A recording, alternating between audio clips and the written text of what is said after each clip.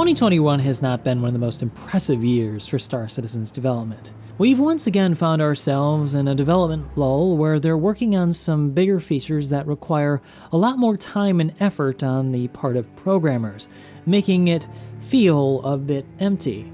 But once complete, this feature will bring some of the biggest changes that we've seen since perhaps the introduction of planets, or maybe even since the introduction of the PU altogether. Hey guys, I'm Morphologist, and if you've not been following Star Citizen, I'm of course talking about one of the last major remaining foundations to Star Citizen called iCash, and its integrally linked feature server meshing, which you may be more familiar with. But rather than attempting to explain the dry inner workings of how server meshing and iCash work, I instead would like to go over what gameplay implications they will have for the experience of Star Citizen, because I strongly believe that they're going to massively transform the way that everybody plays the game. And as some may agreeably argue, it could in fact start to actually make it a game. So sit back, relax, and if you enjoyed the video by the end, make sure you hit that like and subscribe button to let me know I did a good job. And if I didn't, you know what to do.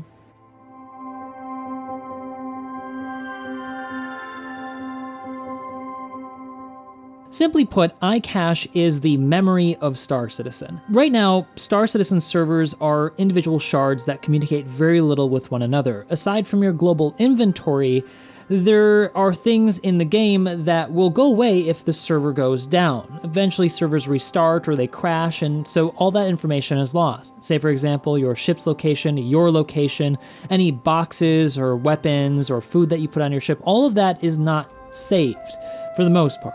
What iCache is supposed to do is transfer that information onto a server that is connected to all servers, so that any information that is saved on one can be transferred to another if that server goes down. In other words, this is the groundwork for doing something like server meshing, where players can transition from server to server seamlessly, like in, say, EVE Online. But as CIG has alluded to recently, there is more to iCache and what it's going to do for Star Citizen than just transferring information. To simplify the video and to make it easier for you to understand, I'm going to break it into two major categories: world state changes and player state changes. The latter creating one of the biggest impacts on your experience in Star Citizen moving forward. So let's begin with world state changes and how iCache is going to affect those. One of the big differences you're going to notice when iCache comes online is that when you log off in Star Citizen, no matter where you are, you're going to end up right back where you were the last time you played. Whether you were standing off on some moon next to your ROC or your parked ship, or you were flying around in space and the server went down and you perhaps fear that you lost your cargo load. Fear not, because with iCache, all of that information will be permanently saved and will be exactly as you left it when you return. This is, of course, as many of you may already know, what CIG refer to as global persistence.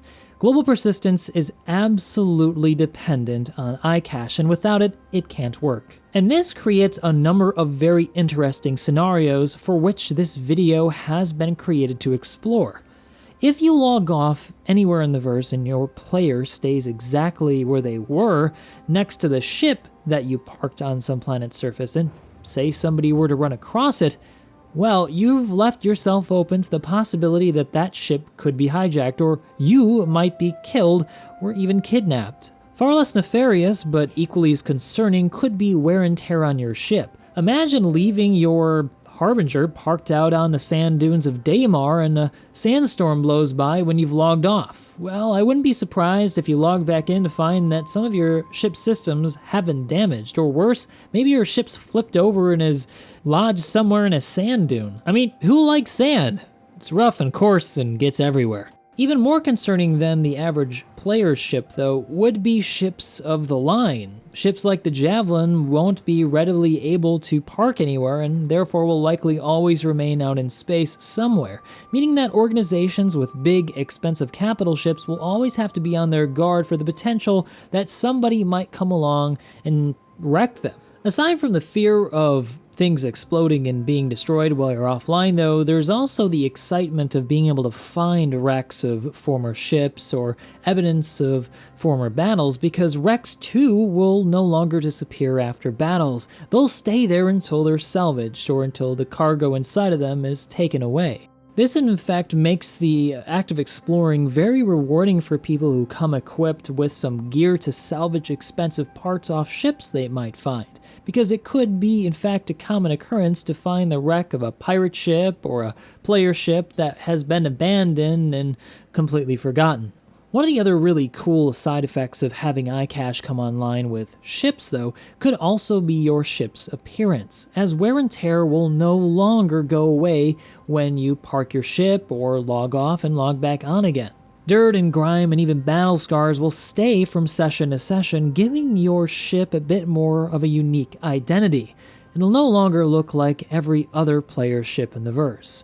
Whatever you've done in it will be shown proudly on the outside, unless of course you've taken it through a ship wash, if those exist, or you've fixed up and patched the scars, if that's something that you want to do. If in fact you're wondering if this is a feature, by the way, this is something that Star Citizen's developers have said for a long time they'd like to do. In fact, they've shown some previews in recent memory of the interior of the new Starlifter and its wear and tear textures that will show up in the ship over time if you've not cleaned it. Even more exciting than perhaps the saving of ship states could be the saving of world states.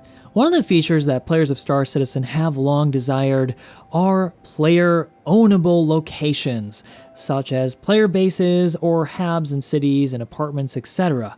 iCash is going to allow for that to happen because it's required in order for the servers to remember where you've created your base or where you've purchased your apartment or house on a planet's surface. This understandably by itself would completely transform the way most players actually enjoy Star Citizen. Having your own house in a specific part of the universe will make you gravitate towards that area in every play session that you have. But this of course hints towards the idea that players will also own territory that could potentially be coveted and therefore contested by other organizations, setting up a whole reason for two orgs to go head-to-head in a battle to take something valuable from the other side. But there's more, and I'm just scratching the surface here. Stuff like missions will also be completely changed with iCash. You'll be able to have things like theme parks. Twitch Pacheco, the criminal from Area 18, will no longer just have one mission for you to do, she'll have a whole slew of missions for you to do, and the server will remember which ones you've done, and your reputation will be affected with her and her organization depending on how you've performed and what missions you've done. And this will open and close doors depending on the type of player you've decided to become. And all of this leads us into our final category, and that's player effects. This is going to be the biggest change in the way that Star Citizen is experienced by its player base. As I've already alluded to here, reputation is going to be something that becomes a real factor, much more so than it currently is. It's a very basic system at present, and doesn't take into account much. But as I've said here with missions, it will take a lot more into account and be much more difficult to affect in major ways, meaning if you've decided to become a criminal for a long period of time, it may be difficult to switch back to being a good guy, and vice versa. If you've been a good guy for a long time, Twitch Pacheco might not want to talk to you because you've got a reputation for being a goody two-shoes or a bounty hunter that's after criminals like her. But aside from reputation, the player's inventory will also be a major factor in the way players experience the game. No longer will you have a global inventory.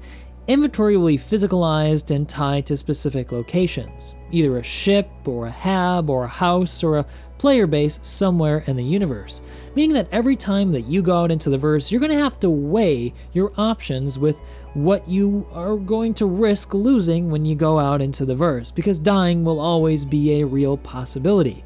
You'll never probably want to take your entire life savings with you, for example, because, well, you never know when you're going to run into pirates and when they're going to want to take that stuff from you by force. But most importantly, and this could possibly be the biggest major way that Star Citizen changes with iCash, and that's by its ability to enable something called the death of a spaceman. If you don't know, Star Citizen has a plan to make death for your character permanent. Now, before you jump to too many conclusions here, that doesn't mean that you lose everything that your player owns.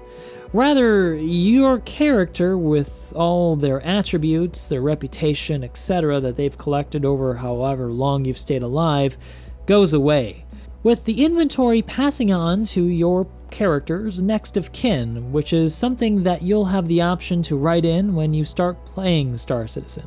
It'll perhaps be your son, relative, or a good friend, and that will be somebody that you become in the event of your character's death. The reason why iCash is required for this technology to work is because of the way that permadeath is planned to work. Star Citizen wants to remember the types of injuries your character has gone through, the age of your character, as well as the wear and tear on the DNA of your character. If you've gone through a lot of clones, or you've been injured severely several times, that's going to play a major role in how likely it is that your character will die in a major event, like an explosion. And this feature means that the specter of death looms high over every player's every move.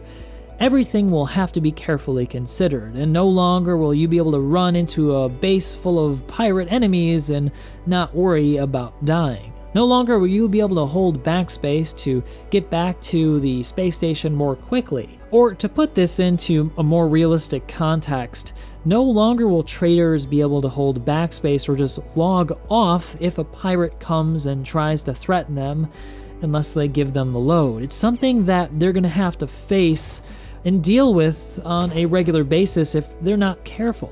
But in the reverse, pirates too will have to be extremely careful. No longer can they carelessly log off anywhere, because that too can have real consequences. They'll be hunted by bounty hunters and police alike, and every time you log off, you'll always have the fear that when you log back on again, you may find yourself already gone. So then you guys can probably see why iCash is such an important pillar, a foundation for the future for Star Citizen. And while many of these features will likely not go online when iCash is released, it's very likely that they'll follow short after.